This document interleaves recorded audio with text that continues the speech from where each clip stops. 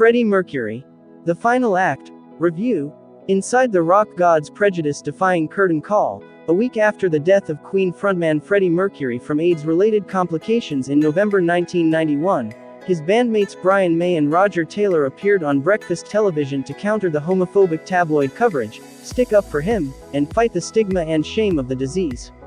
Still grieving, May says, the proper story has to be told somehow.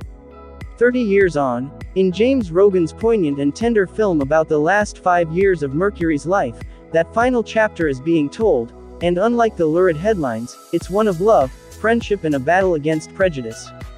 Freddie Mercury. The final act begins when Queen are the biggest rock band in the world.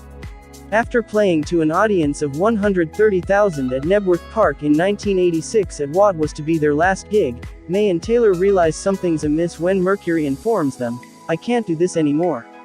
Aside from being a personal story of one of the most iconic figures in music, featuring revealing interviews with May, Taylor and Mercury's sister Kashmira Bulsara, Rogan's documentary also acts as a searing snapshot of societal change. When NME asked Mercury in 1978 if he was gay, he replied, "As a daffodil, dear," May remembers. Now that is not a man denying his sexuality, but the funny thing is people didn't really hear it. That sense of people finding it easier to look the other way, coupled with discrimination, is amplified when the first cases of AIDS are identified.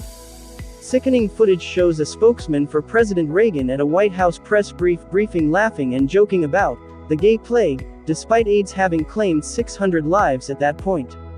Making the point that Mercury was one in over 10 million people globally infected with the disease in 1991, 90% of whom would go on to die. The documentary interviews those who survived AIDS and the harrowing details deliver a hit to the solar plexus. One contributor talks of how, after his diagnosis, an arrow is daubed to his flat door reading, "AIDS queers here." Amid the encroaching horror, the film paints a portrait of love and solidarity, as the band closes ranks to protect Mercury, and the man who was looking for somebody to love is living with his soulmate. Although compassionate and empathetic, it's unflinching in its description of the medical toll of his final years. As he masks the pain of recording, the show must go on, with shots of vodka. He died aged 45, a day after revealing he had AIDS. Perfect timing, as he didn't want to go through the misery of being an object of pity or scrutiny. Taylor's eyes still glint with anger as he remembers some of the bigoted reaction in the aftermath.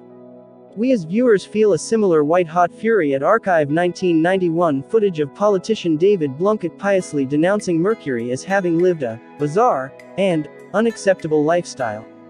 Yet May and Taylor were determined to combat such ignorance.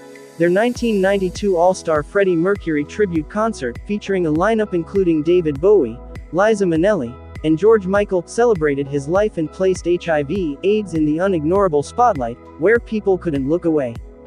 By doing the same, Freddie Mercury, the final act not only documents the curtain call of a private musical genius, but also offers a dignified cathartic tribute to a generation of men who faced the stormfront of AIDS, where death and desire became cruel counterparts. Freddie Mercury.